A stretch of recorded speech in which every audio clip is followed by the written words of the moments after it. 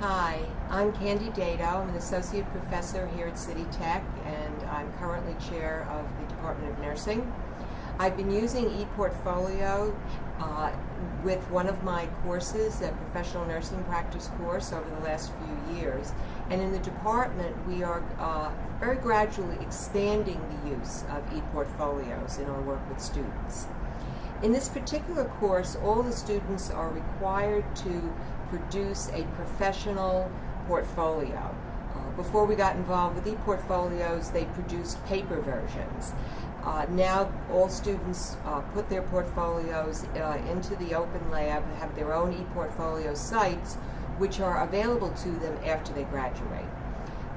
For this particular assignment, there are activities that take place over the whole semester, and students do receive a grade on the portfolio and the particular assignments. They develop it as they go along. There are pieces of it that are very prescribed, but much of it is left to their critical thinking and their creativity. They're encouraged to develop this as a tool for self-reflection as well as being able to present themselves professionally. The students that you're looking at here, Anthony Robertson has, if you notice, he starts off not only with his name on his homepage here, but also a quote of his own. And this was, he was unique in doing this, and he followed our encouragement in applying some ideas of his own. This particular student has already told me that he plans to continue developing this now that he's graduated. In this particular course, students are encouraged to go beyond the requirements of the assignment.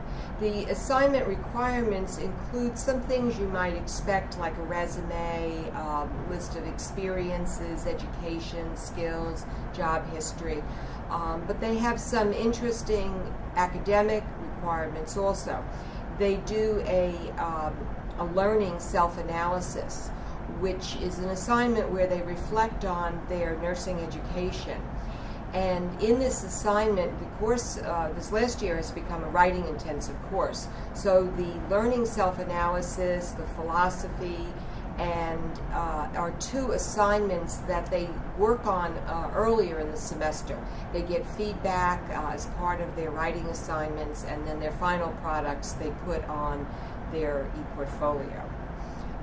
Their academic examples are of their own choosing. What Anthony chose to do is he actually gave a preface to each of the things that he put in here. He put in a case study, project presentation, and nursing papers. What he didn't include, which is encouraged, are papers and other products of their school work experience from general education courses, and I've encouraged him to go back and begin to include some of those to have a more complete representation of his work. Students are working on this as individuals, and they see their individual growth. We're starting to introduce the ePortfolio in some of their earlier nursing courses so they can begin to make selections of their work and look at their work from semester to semester while they're in the program. In the future, we plan to expand this to include not only evaluation and assessment of individual students' work, but we hope to use it for more work in the assessment of our entire program. When you look at some of the pieces of the students' work, you find that it reflects not only their own beliefs, for example, in their philosophy, but it also reflects the program's philosophy, our objectives for students, and it's something for them to continue with their work in self-analysis and self-reflection throughout their careers.